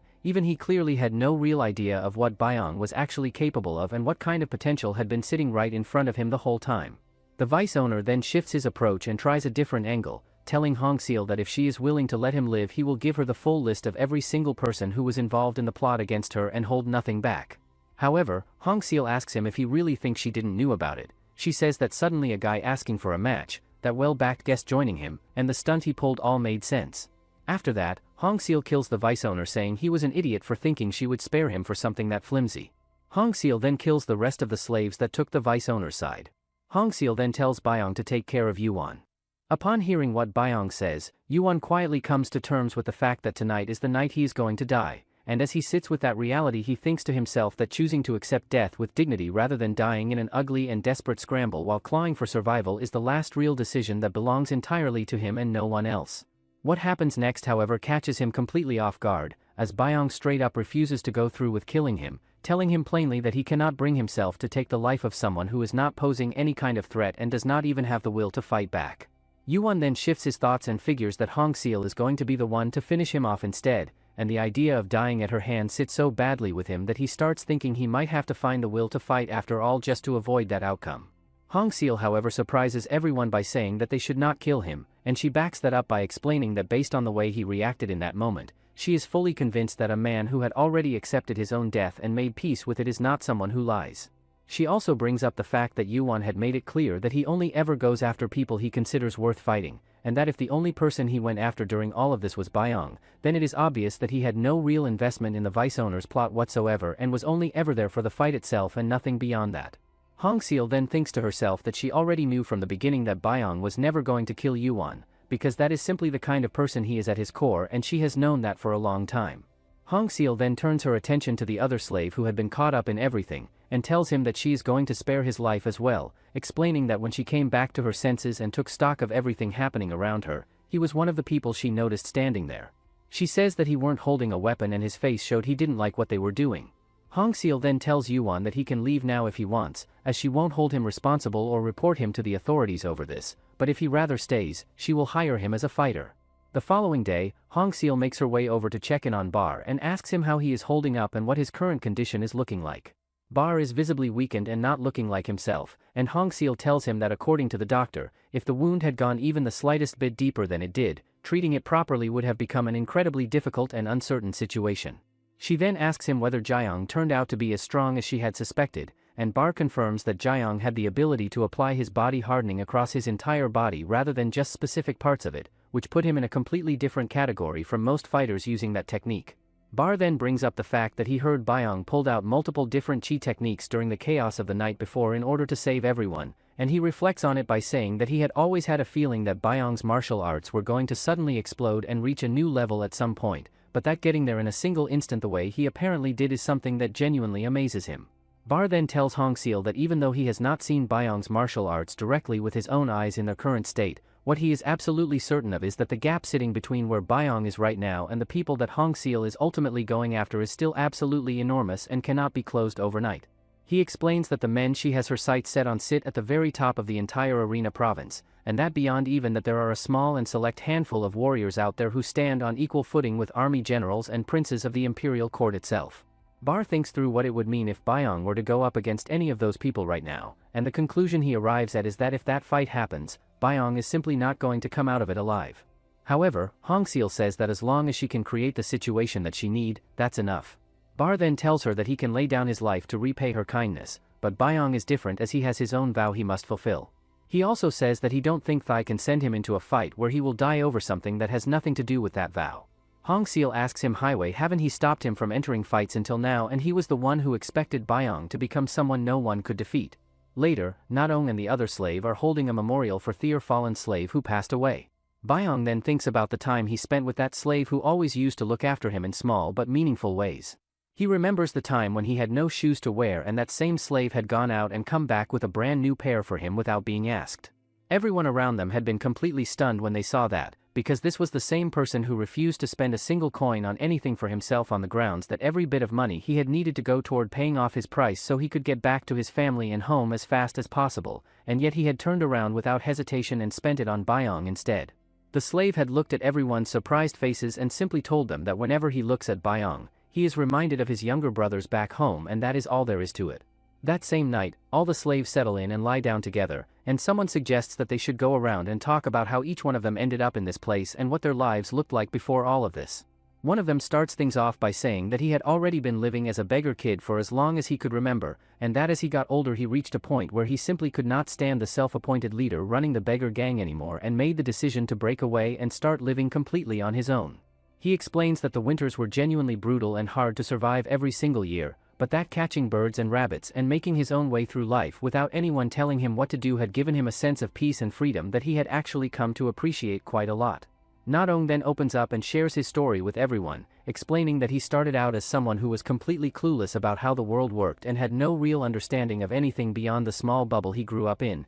and that his mother had come from Goryeo, which meant that even as he got older and grew up the stares and whispered comments from the people in his village never really faded away or stopped following him around. He also says that the moment he finally stepped out into the wider world on his own, everything he had fell apart almost immediately and he ended up in the situation he is in now without really understanding how it all happened so fast. One of the others then speaks up and shares that his own road had been incredibly hard in its own way, explaining that the pressure of trying to provide enough for his family and his wife had become too heavy a burden for him to carry on his own no matter how hard he tried. That last part catches everyone completely off guard, as they all react with genuine surprise to find out that he had actually had a wife this whole time while the rest of them had been going through everything completely alone without anyone waiting for them. Back in the present moment, Bayoung finds his eyes filling up with tears, and he thinks to himself that more than anything he had wanted to see every single one of them find their way back home safely. Somewhere else entirely, an official has gotten hold of a doctor who works at Hongseal's arena and is pressing him for information about what he witnessed there. The doctor tells the official that he stumbled across a strange and disturbing corpse completely by accident, and that the entire body looked as though it had been violently torn apart into pieces in a way he had never seen before in all his years of practice. The official stands there and the shock hits him hard as he processes what he is hearing, thinking to himself that for a body to end up torn apart in the way that was described, whoever did it would have to be swinging something with the weight of a steel mace at a speed that is almost impossible to comprehend. He thinks further and works through what he knows, concluding that even at a high level of power boosting chi, the most a fighter can really do is swing a mace with a light and somewhat controlled force, and that only someone who has reached the absolute top tier of mastery could ever generate enough speed to swing something like that at the kind of insane pace that would cause that level of damage. The official then shifts the conversation and asks the doctor specifically about Byong and what condition he was in when he saw him, and the doctor responds by saying that Byong was dealing with some seriously significant injuries at the time. Back at the cell, Byong is already training despite everything his body has been through, and as he moves he thinks about how without being able to properly use his left side he simply cannot access his full strength the way he needs to, and that no matter what movement or technique he is performing, every single muscle throughout the entire body has to be working in sync and harmony with everything else for it to come together properly. He also thinks through the mechanics of something as seemingly straightforward as a single thrust with the right hand, and realizes that even that requires the legs to stabilize and support the body, the waist to rotate and generate momentum, and the left arm to pull back in order to actually put meaningful power behind it. He also reflects on how in order to pull out the absolute maximum strength that light footwork alone is capable of producing, he had trained himself to feel and consciously direct chi through every tiny and individual muscle in his body without leaving anything out. He also holds on to the belief that once his current injuries fully heal and his movement returns to the clean and precise state it needs to be in, he is going to be able to unleash a level of strength that will not lose to anyone standing in front of him. However, there is still one problem that Byong thinks that he has, which is that this strength is on a completely different level from light footwork, and it feels like his whole body are going to fall apart. The next day, one of the officials finds a guy going to fight a match first thing in the morning. The guy tells the official that he was a general and got thrown out empty-handed for losing a few men, so he came here because he heard there's a fighter here who accepts any challenge. He also says that he came here because he heard there's a fighter here who accepts any challenge. The guy's opponent then steps forward and makes his position very clear, saying that if he dies right here then this mansion, all of his accumulated wealth, and even the entire arena province itself will recognize and treat him as their honored master going forward. The massive guy standing there takes a look at his opponent's sword and notices that the shape of it is a little unusual and different from what he is used to seeing, but he brushes it off and tells himself that in front of an axe that moves as fast as the wind, something like that amounts to absolutely nothing worth worrying about. The match then gets underway with the guy charging straight at his opponent right out of the gate, but the rich guy reads the attack and manages to get out of the way before it connects. In the very next instant, the opponent cuts him down and ends it right there, and what becomes terrifyingly clear in that moment is that this person is not just someone who can use power-boosting chi once and let it fade, but someone who can sustain it continuously at a speed that is genuinely horrifying to witness. After the fight concludes, an official steps forward and approaches him with a request, saying that he needs to borrow a warrior who is not officially registered as a fighter and who operates at a top-tier level. The bald guy looks at him and asks him straight up why he would ever agree to let him borrow that particular fighter, and the official explains that there is someone out there whose strikes carry enough raw destructive power to tear a human body completely apart, and that is the kind of threat that has been brought to his attention. The official then thinks to himself that if there is genuinely a master out there operating at that kind of level, he is going to have to get involved and offer his strength if for no other reason than pure curiosity about what he might find. What catches him off guard, however, is that the bald guy tells him straight up that there is no need to borrow any of his subordinates, because he is planning to go himself and handle it personally. The official quickly steps in and points out that the enemy in question is also an arena, and that if he personally goes and kills someone connected to it they are going to find themselves in serious trouble over it before long. He also brings up the fact that there is a standing rule within the arena province that only arenas of the same rank are permitted to go up against each other, which puts some important limitations on how they can approach the situation. The bald guy then tells him to go ahead and lay out all the details of the situation for him, and says that if what he hears sounds entertaining enough to be worth his time, he is willing to lend him as many men as he needs without any further argument. Meanwhile, somewhere out on the streets, a girl is sitting right in the middle of the road eating something without a care in the world, and a guy sitting beside her looks over and tells her that she really should find a proper place to sit down and eat instead of doing it out here like this.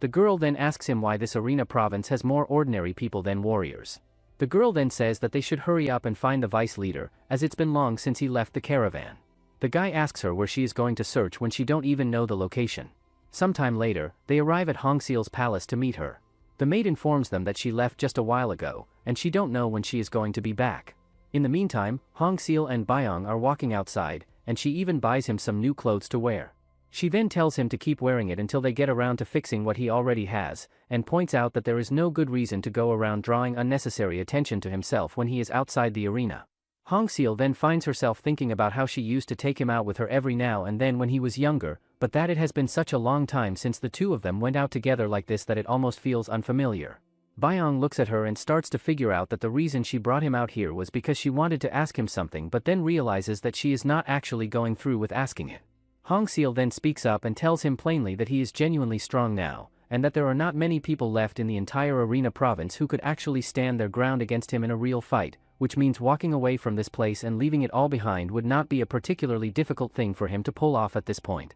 Since Byong looks like he is not quite following where she is going with all of this, she clarifies by saying that she is simply curious about one thing, which is whether he is going to keep fighting all the way to the very end or whether he is going to turn and run when things get hard enough. Byong looks at her and tells her without any hesitation that running away is something he is never going to do again, because now that he has the strength he has been building toward, he wants to stand and face whatever and whoever comes at him head on. Right at that moment, a guy walking by bumps straight into Byong, and when Byong gets a look at him he turns out to be a noticeably bulkier version of someone who looks just like Gojo. The moment Hongseal lays eyes on him, the surprise hits her immediately because the person standing there turns out to be none other than Gukjo, one of the absolute top fighters operating anywhere in the entire arena province. Hongseal finds herself wondering what on earth he is doing all the way out here, because someone of his reputation has absolutely no business showing up in this particular area. Byong picks up on something coming off of Gukjo that puts him on edge right away, and he thinks to himself that the way this guy talks feels like it is completely soaked in killing intent, and he quietly wonders to himself whether it would even be acceptable to get into a fight out here in the open outside of the arena. Gukjo then turns to the person beside him and tells them not to bother going after someone as clueless as Byong, who by all appearances looks like nothing more than some kid who has wandered in from outside of town and has no idea where he even is. Byong then shifts his gaze and notices that there is a whole bunch of massive and intimidating looking people trailing along behind Gukjo, and that sight alone is enough to make him genuinely uneasy in a way he does not try to hide. Byong then thinks to himself that when the other person is clearly willing to just walk away and let the whole thing go, there is simply no good reason to push for a fight over it. Hongseal waits until they are gone and then tells Byong that he got lucky today because if things had escalated any further it would have turned into something very big and very messy very fast. She then tells him that even if Byong had been at his absolute best and peak condition, Gukjo would still have been an incredibly tough and dangerous opponent to try to get the better of, because he stands as one of the single strongest people anywhere in the arena province. However, Byong thinks that if he could fight him and his men alone, it would be a perfect training.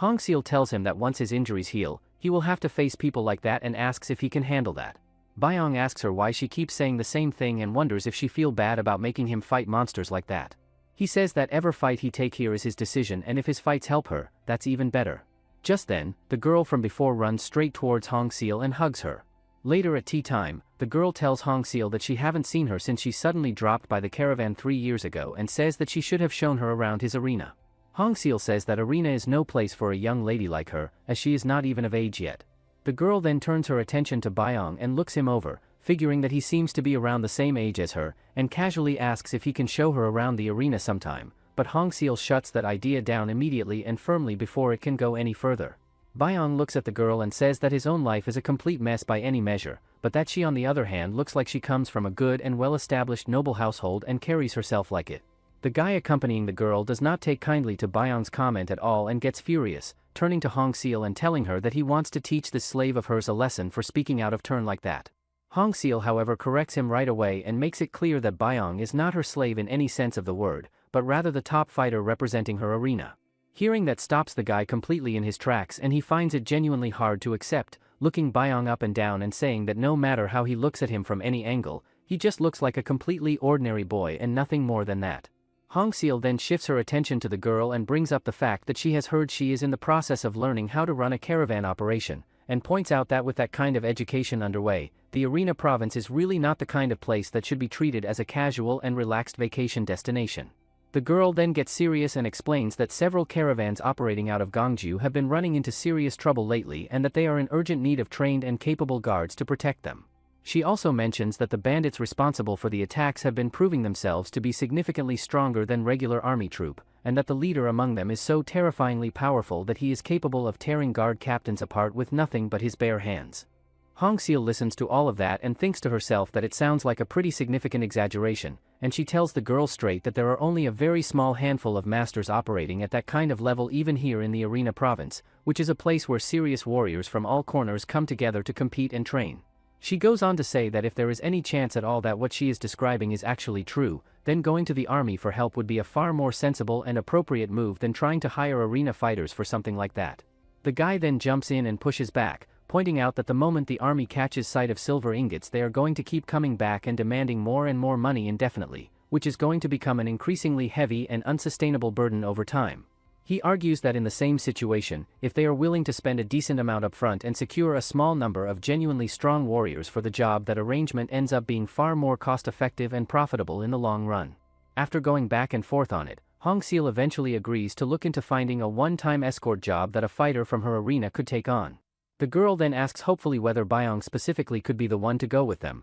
but Hong Seal tells her that it is simply not possible right now because he is currently dealing with injuries that have not fully healed yet. Meanwhile, somewhere completely different, a man is sprinting through the middle of a dense jungle with a group of warriors hot on his heels and closing in fast. But the warriors uses body-hardening chi and several others to finally caught him. Before they could listen to him, one of them manages to kill him on the spot. One of them suggests that they should be lying low for a while, but the main guy says that they can't. At that moment, a mysterious guy from Shadows arrives and says that they are moving as a cell system so no one can trace them. He also mentions that he found a good plan, that one of the big caravans, the Jiang family trading company, is recruiting fighters. He also reveals that tomorrow he will be joining the Jiang caravan as one of their escort warriors. How long do you think it will take for Byong to fully master all 3 chi techniques and close the gap between himself and the top warriors of the Arena province? Comment Goryo if you'd like a part 2 of this series. Make sure to like and subscribe the channel for more sports manhwa recaps.